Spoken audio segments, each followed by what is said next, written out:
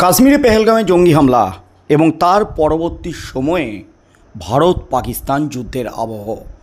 পাকিস্তান কার্যত অলিখিত যুদ্ধ ঘোষণা করেছিল, কারণ এই জঙ্গি হামলার পিছনে যে পাকিস্তানের হাত ছিল, পাকিস্তানের মদত ছিল, সেটা কিন্তু স্পষ্ট হয়ে গেছে ভারতের কাছে। ইতিমধ্যেই পাকিস্তানে এয়ার স্ট্রাইক করে ভারত। মঙ্গলবার গভীর রাতে পাকিস্তানের 9টি জঙ্গি ঘাঁটি গুঁড়িয়ে দেওয়া হয়। মাসুদ আজহারের একই পরিবারের 12 জন প্রাণ হারিয়েছেন এই প্রত্যাঘাতে। ভারতের এই প্রত্যাঘাতের পরপরই কিন্তু পাকিস্তান ড্রোন হামলা চালায় এবং ভারতের 15টি শহরকে ধ্বংস করে দেওয়ার পরিকল্পনা করে, কিন্তু ভারতের সেনাবাহিনী সব সময় সজাগ এবং তাদের দক্ষতায় পাকিস্তানের ড্রোন হামলা ব্যাহত হয়, পাকিস্তানকে প্রতিরোধ করে এবং পাকিস্তানের ড্রোনগুলি ধ্বংস করে দিয়েছে।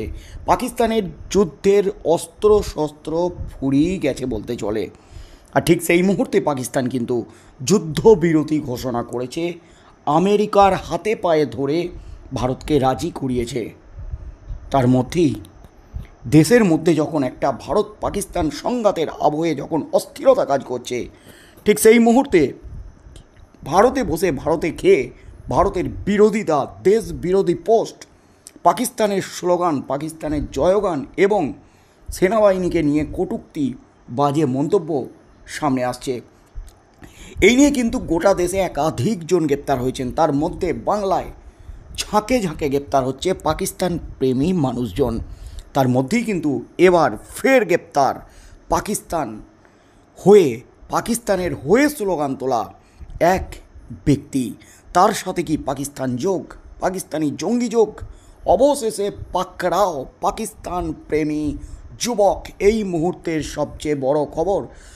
তাকে গ্রেপ্তার করার পরপরই কষিয়ে দিতেই কিন্তু তোলপাড়। যা পদক্ষেপ নেওয়া হলো তাতেই কিন্তু রীতিমতো কাঁপুনি শুরু ওই যুবকের। বারুইপুরের পর এবার বড়জোড়া সমাজ মাধ্যমে পাকিস্তানকে সমর্থন জানানো এবং ভারত বিরোধী পোস্ট করার অভিযোগে বাঁকুড়া পুলিশের হাতে গ্রেপ্তার হলেন মুর্শিদাবাদের যুবক। পুলিশ জানিয়েছে, ধৃতের নাম ইমরান শেখ ওরফে সম্রাট। রবিবার রাতে ওই যুবককে স্থানীয় বিজেপি কর্মীরা কান ধরে উঠবোস করান, পরে তাকে পুলিশের হাতে তুলে দেওয়া হয়। সমাজ মাধ্যমে ভারতীয় সেনার প্রতি অসম্মানজনক পোস্ট করায় শনিবার রাতে বারুইপুর ব্লকের উপরবাঁধা গ্রাম থেকে গ্রেপ্তার করা হয়েছিল এক যুবককে। শনিবার উত্তর 24 পরগনার বারাসতেও একই অভিযোগে মুর্শিদাবাদের এক যুবককে গ্রেপ্তার করে পুলিশ। ওই যুবকের সহকর্মীরা পুলিশের কাছে অভিযোগ করেছিলেন। রবিবার রাতে আবার একই ধরনের ঘটনার নজির সামনে আসে বড়জোড়ার বিজেপি কর্মীদের। সমাজ মাধ্যমে দেখে পোস্ট দাতাকে চিহ্নিত করে তাঁরা ধরেছিলেন এবং তাকে ধরে তার বিরুদ্ধে কড়া অ্যাকশন শুরু করে বিজেপি কর্মীরা। কেন এমন কাজ করলেন প্রশ্ন করার পর যুবককে কান ধরে উঠবোস করতে বলা হয়। স্থানীয় সূত্রে খবর, ফেসবুক পোস্টের প্রেক্ষিতে মুর্শিদাবাদের ওই যুবককে হিন্দুস্তান জিন্দাবাদ স্লোগান দিতে বলা হয়। তিনি ভয়ে তাই করেন। খবর পেয়ে বড়জোড়া থানার পুলিশ ইমরানকে গ্রেপ্তার করে নিয়ে যায়। সোমবার ধৃতকে বাঁকুড়া জেলা আদালতে হাজির করানো হয়েছে। পুলিশ সূত্রে খবর, ধৃতের বিরুদ্ধে ভারতীয় ন্যায় সংহিতার 196, 197 1 সি, 152, 352 এবং 353 1 নম্বর ধারায় মামলা রুজু করেছে পুলিশ।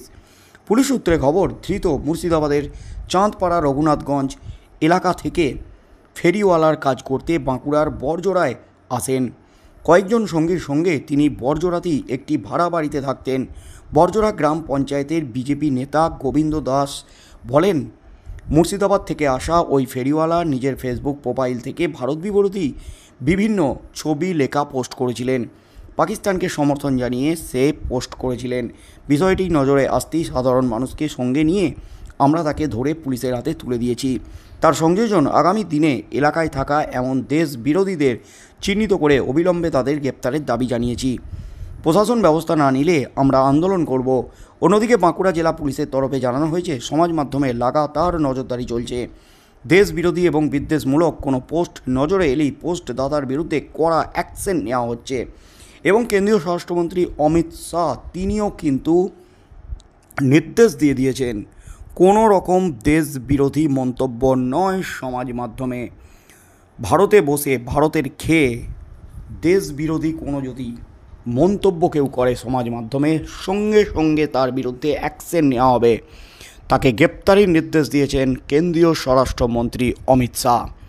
আর তারপর থেকেই কিন্তু গোটা দেশের একাধিক জায়গায় যেমন গ্রেপ্তার হচ্ছে, ঠিক তেমনই কিন্তু এই বাংলা, যেখানে স্বাধীনতা আন্দোলনের পথ দেখিয়েছিল, যে বাঙালি স্বাধীনতা সংগ্রামীরা দেশের জন্য বুক চিতিয়ে লড়াই করেছিলেন, ভগৎ সিং থেকে নেতাজি সুভাষচন্দ্র বসু, ক্ষুদিরাম বসু, সেই বাংলায় আজ একেবারে জঙ্গি ঘাঁটি থেকে শুরু করে ভারত বিরোধী, দেশ বিরোধী লোকের প্রভাব কিন্তু বাড়তে চলেছে।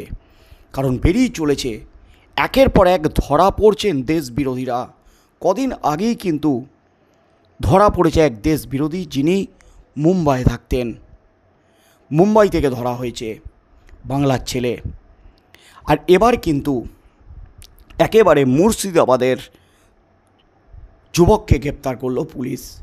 কান ধরে উঠবোস করানো হয়। পেশায় সে ফেরিওয়ালা, মুর্শিদাবাদে বাড়ি, ফেরি করতে এসেছিল। ভারত বিরোধী পোস্ট করে ফেসবুকে। নজরে আসতেই কিন্তু কড়া অ্যাকশন শুরু। যুবককে কান ধরে উঠবোস করানো হয়। হিন্দুস্তান জিন্দাবাদ, ভারত জিন্দাবাদ বলতে বলা হয়। সে কিন্তু ভয়ে তাই বলে, কিন্তু ফেসবুকে লাগাতার ভারত বিরোধী পোস্ট, দেশ বিরোধী পোস্ট, সেনাবাহিনীকে নিয়ে কটূক্তি, পাকিস্তানের হয়ে কথা বলা, পাকিস্তানকে স্লোগান দেওয়া, একাধিক কার্যকলাপ এই যুবককে কিন্তু গ্রেপ্তার করে জেরা করছে পুলিশ। আজ আদালতে তোলা হয়েছে। এবং এই যুবককে জেরা করে কী তথ্য হাতে পায় পুলিশ? কারণ কাশ্মীরের পেহেলগাঁওয়ে জঙ্গিরা যেভাবে সুপরিকল্পিতভাবে হামলা চালিয়েছে, এবং কাশ্মীরের পেহেলগাঁওয়ে যে এলাকায় হামলা চলেছে সেটা একেবারে দুর্গম এলাকা, সেখান থেকে পালানো কিন্তু খুবই দুষ্কর ব্যাপার। সঙ্গে সঙ্গে কিন্তু কর্পূরের মতো উবেও গেছে সেই সমস্ত জঙ্গিরা। এই নিয়ে কিন্তু প্রশ্ন উঠে গেছে। জঙ্গিদের সাথে যোগ রয়েছে এদেশেরই আরও একাধিক জনের, যাদের চক্রান্তে, যাদের ষড়যন্ত্রে কাশ্মীরের বুকে এই ধরনের ঘটনা ঘটিয়েছে জঙ্গিরা। পেহেলগাঁওয়ে ২৬ জন নিরীহ পর্যটককে মৃত্যুবরণ করতে হয়েছে। আর তারই প্রতিশোধ হিসাবে, পাল্টা হিসাবে, যখন ভারতীয় সেনাবাহিনী পাকিস্তানের উপর আক্রমণ শানাচ্ছে, হামলা চালাচ্ছে, ঠিক তখনই পাকিস্তানের হয়ে কথা বলছেন এ দেশেরই কিছু ব্যক্তি, কিছু দেশ বিরোধী ব্যক্তি। তাই এই যুবককে জেরা করে কী কী তথ্য হাতে পাওয়া যায়? জঙ্গিদের সাথে কি কোনো যোগ আছে? ঠিক কী কারণে উস্কানিমূলক পোস্ট করেছিলেন, দেশ বিরোধী পোস্ট করেছিল এই যুবককে জিজ্ঞাসাবাদ করে কী তথ্য উঠে আসে, কী হতে চলেছে আগামী দিনে, সেদিকেই চোখ থাকবে গোটা দেশের।